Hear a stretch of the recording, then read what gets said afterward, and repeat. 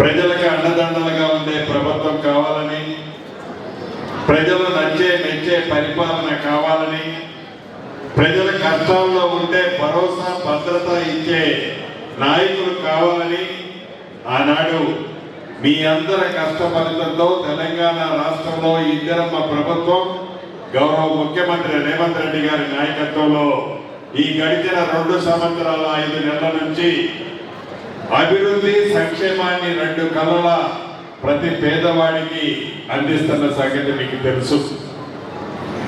దాంట్లో భాగమే ఇందిరమ్మ ఇల్లు ఇచ్చిన, సన్న బియ్యం ఇచ్చిన, తెల్ల రేషన్ కార్డు ఇచ్చిన, ఆడబిడ్డకి ఆర్టీసీ బస్సులో ఉచిత బస్సు సౌకర్యం కల్పించిన, పేదోడి పిల్లలకి 40% డైట్ ఛార్జీలు, ఆడపిల్లలకు 200% కాస్మెటిక్ ఛార్జీలు ఇచ్చిన, 200 యూనిట్లు ఉచిత కరెంటు ఇచ్చిన, ఇలా ఏ సంక్షేమ కార్యక్రమాలు ఇచ్చినా పేదవాడి కష్టం తెలిసిన మీరెన్నుకున్న ఈ ప్రభుత్వం వచ్చిన తర్వాతే ధనిక తెలంగాణ రాష్ట్రాన్ని 8,18,000 కోట్లు అప్పు చేసిన అప్పుని మేమేమి చేయగలుగుతామని కాళ్ళు ఆరదాపకుండా ఉన్న దాంట్లో పేదవాడికి భద్రతని భరోసాని కల్పిస్తూ రైతుని రాజులు చేస్తూ నిరుద్యోగ తమ్ముళ్ళకి ప్రభుత్వం వచ్చిన గడిచిన 2 సంవత్సరాల్లో 72,000 ఉద్యోగాలు ఇవ్వటమే కాకుండా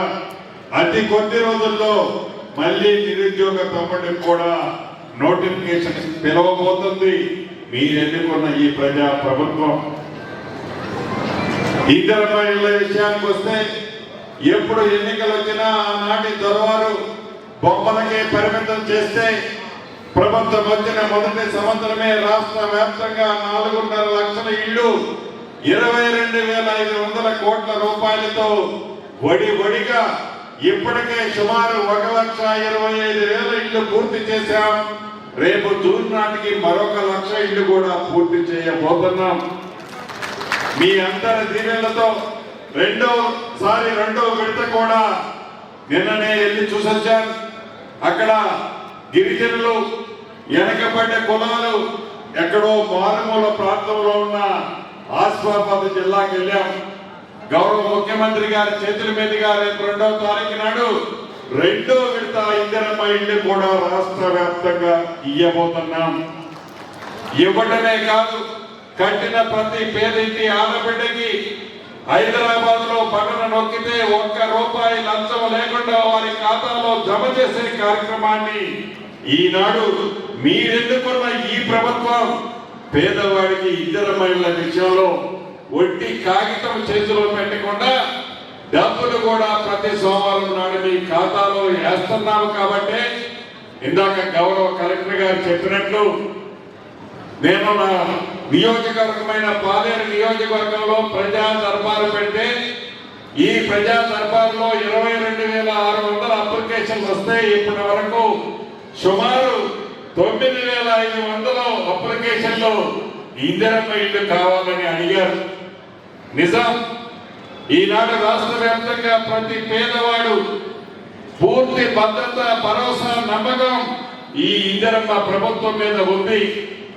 ఏదో మాటలు చెప్పి కాలయాపన చేయదు, మాట చెబితే డబ్బులు ఇస్తుంది అని నమ్మి ఆనాటి 10 సంవత్సరాల్లో ఈయన కారణంగా చెప్పిన మాట నిర్వహిస్తున్నారు. కాబట్టి ఈ ప్రభుత్వం ఇస్తుందని పూర్తి నమ్మకంతో ఇల్లు కావాలని ఇంత పెద్ద ఎత్తున ప్రతి నియోజకవర్గంలో అడుగుతున్నారు.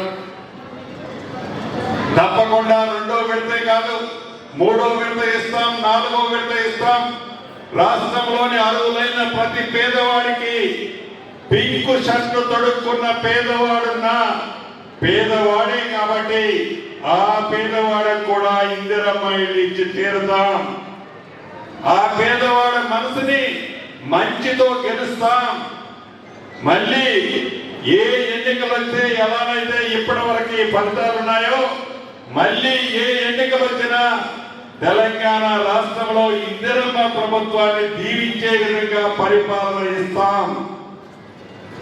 అంతేకాదు, ఈనాడు ప్రత్యేకంగా ఈ సత్తపల్లి నియోజకవర్గానికి ప్రజా దర్బార్కి వేలాది మందిగా నా కుటుంబ సభ్యులు వచ్చారు. కేవలం స్థానిక నాయకులు, అదే రకంగా స్థానిక శాసనసభ్యురాలు సోదరిమణి దయానంద్ గారు ఒక చిన్న మెసేజ్ పంపిస్తే ఇట్లా ప్రజా దర్బారు పెట్టమని నేను అడిగాను. రెవెన్యూ మంత్రి గారు వస్తున్నారు, హౌసింగ్ మంత్రి గారు వస్తున్నారు అని చెప్తే వేలాది మందిగా మండు టెండర్ను సైతం లెక్క చేయకుండా ఇక్కడికి వచ్చారు. మీకు ఒక నమ్మకం ఉంది, విశ్వాసం ఉంది ఈ ప్రభుత్వం మీద. మీ కష్టాలు తీరుస్తామని, మీకు అండదండలుగా ఉంటామని, మీకు న్యాయం చేస్తామని పూర్తి నమ్మకం మీకుంది. మీ నమ్మకాన్ని ఈ ప్రజా ప్రభుత్వం ఎప్పుడూ కూడా ఒమ్ము చేయదని కూడా ఈ వేదిక ద్వారా తెలియజేస్తున్నాను.